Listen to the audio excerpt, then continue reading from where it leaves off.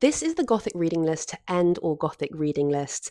As you can see, it's a very long one today. If you're new here, my name's Dr. Marks. I previously taught English literature at the University of Cambridge. I specialise in Romantic and 18th century Gothic, but having done 18th century, 19th century, you guys wanted to hear about 20th century Gothic. So these are my top picks for the classic books you'd really enjoy if you're into this genre of literature. We're starting early on in the 20th century, 1902, with Sherlock Holmes, The Hound of the Baskervilles by Arthur Conan Doyle. Yes, it's detective fiction because it's Sherlock Holmes, but it has patently Gothic elements, haunting, set on the Devonshire moors, cursed lineage. So even though it isn't supernatural, it is Gothic. Classic member of the Gothic pantheon are the ghost stories of M.R. James.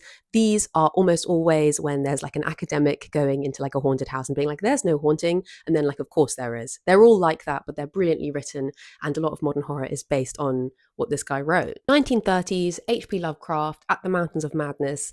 Enter Cosmic Gothic. Cosmic Gothic, I just mean aliens. So instead of coming across like ruins from the medieval time and it being full of ghosts, they come across like remains of alien civilization and it is full of aliens. And that's really all I can tell you about it. 1938, we get Daphne du Maurier's Rebecca. Set in a big labyrinthine country estate, there's a husband with a dark past and there's a lot of psychological haunting. So it's very interior and again, really well written. 1940s and 50s, we get Mervyn Peake's Gormenghast trilogy. It's absurd and funny and it's got illustrations and it's set in this decaying castle, super Gothic in terms of ambience and tone. You've got Shirley Jackson's The Haunting of Hill House, non-linear narrative, all about intergenerational trauma, where the house becomes a metaphor for kind of the turmoil of the psyche. Angela Carter's The Bloody Chamber is a collection of short stories that are feminist retellings of kind of Gothic narratives. Like, for instance, The Bloody Chamber itself is about the Bluebeard myth, and it has a twist at the end which kind of makes it Carter's own. So these are really fun and short if you're looking for something a bit less intimidating. Susan Hill's The Woman in Black is a kind of 1980s homage to M.R. James's short stories, which we mentioned at the beginning of the video.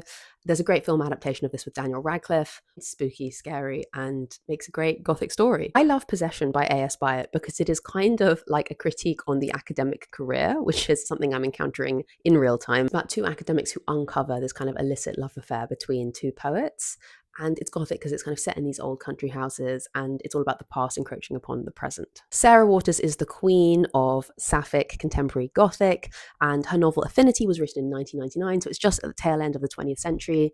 It is harking on that kind of Victorian trend for seances, and so it's about a romance between a psychic and one of her kind of visitors. What's not to like? Obviously, this list is by no means comprehensive.